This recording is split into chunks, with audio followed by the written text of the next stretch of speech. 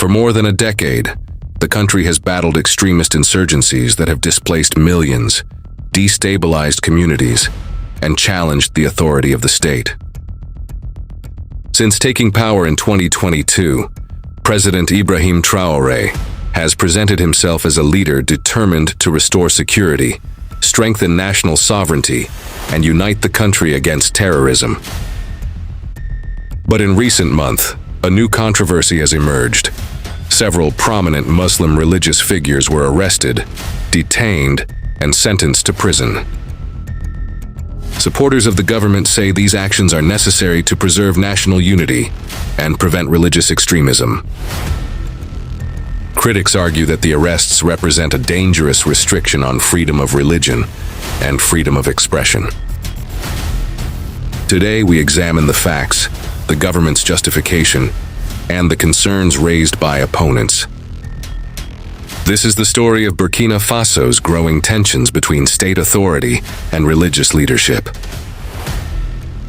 To understand these events, we must first understand Burkina Faso's current reality. The country under President Ibrahim Traoré has so far managed to get itself out of one of the epicenters of the Sahel conflict. Armed extremist groups linked to Al-Qaeda and ISIS had carried out attacks across large parts of the country. Entire communities that had been displaced are coming back to once their beloved homes. In response, the government has increasingly emphasized national unity and strict control over anything it considers a threat to stability.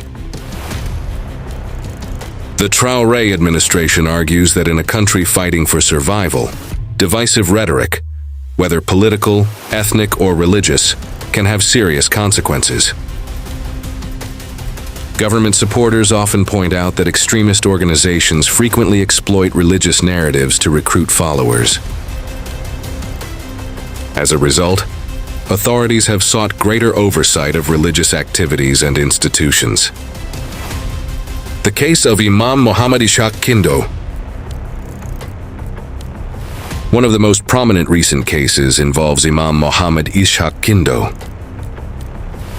Kindo is widely known as an influential Sunni preacher. In May 2026, he publicly criticized a proposed law designed to regulate aspects of religious practice and religious freedoms in Burkina Faso. Shortly afterward, he was arrested by security personnel in Ouagadougou. Reports indicate that authorities did not immediately provide a detailed public explanation for his detention. The arrest quickly attracted national attention. Supporters gathered demanding his release. Some demonstrations were dispersed by security forces. The Federation of Islamic Associations of Burkina Faso called for calm, while seeking clarification from authorities regarding his situation. Government supporters argue that the timing of the arrest must be viewed within Burkina Faso's broader security environment. They contend that public figures, especially influential religious leaders, carry enormous influence over public opinion. According to this view, authorities have a responsibility to prevent messages that could undermine social cohesion during a period of national crisis. Critics disagree. They argue that Kindo was targeted primarily because he criticized government policy. Human rights advocates and opposition voices say that criticism of legislation should not result in arrest or detention. For them, the issue is not whether people agree with Kindo's views, but whether citizens have the right to express disagreement with government proposals. The three imams sentenced to prison. Another highly debated case involved three Muslim clerics, El-Hajj Traoré, Mohamed Bachir, and Ouedraogo Musa. Reports indicate that the three men were sentenced to 1 year in prison, following public remarks concerning traditional ancestral practices promoted during national cultural activities. Supporters of the ruling authorities argue that Burkina Faso is a diverse nation composed of multiple faiths and traditions. They say that public attacks against cultural or ancestral practices can fuel unnecessary divisions between communities. According to this perspective, religious leaders have a responsibility to express disagreements without insulting or stigmatizing the beliefs of others. Government supporters therefore view the court's decision as a message that no religious authority is above the law. They argue that national unity requires mutual respect among all groups. Critics, however, view the situation differently. They argue that religious leaders often express theological opinions about practices they do not accept. In their view, disagreement with certain traditions should not automatically become a criminal matter. Opponents fear that such prosecutions could discourage open religious discussion and create uncertainty about what forms of speech are permitted. Why the government says these measures are necessary? To understand the government's position, one must examine the broader philosophy emerging under Captain Ibrahim Traoré.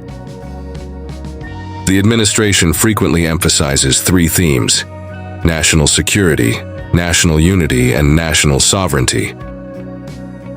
Officials and supporters argue that Burkina Faso faces extraordinary threats. They contend that extremist organizations exploit social divisions.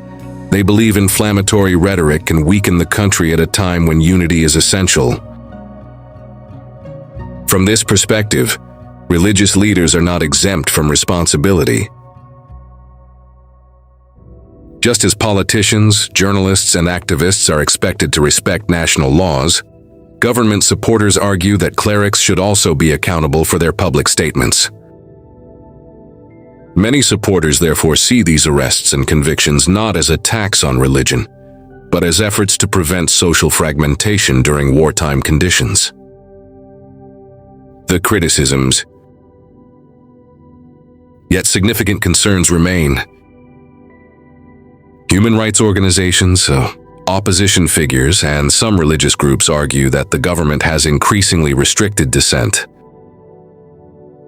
Critics note that journalists, activists, and political opponents have also faced pressure under the current administration. They worry that the line between protecting national security and suppressing criticism is becoming blurred. For critics, the central question is simple. Should criticizing government policy be treated as a threat to national security? Many believe that freedom of religion and freedom of expression remain essential, even during times of crisis. They warn that excessive restrictions could undermine the very freedoms the state claims to protect. The controversy surrounding Imam Kindo and the 3 imprisoned clerics reflects a broader debate taking place across Burkina Faso. How much authority should the state exercise during a national emergency? How should governments balance security with civil liberties? When does criticism become a threat? And when does protecting unity become suppressing dissent? For supporters of Captain Ibrahim Traoré, these actions represent necessary measures in a nation fighting for survival. For critics, they are warning signs of shrinking freedoms. The truth may ultimately depend on how Burkina Faso answers one of the most difficult questions any nation can face. How do you defend security while preserving liberty? As the country continues its fight against insurgency and instability, that debate is likely to remain at the center of Burkina Faso's future.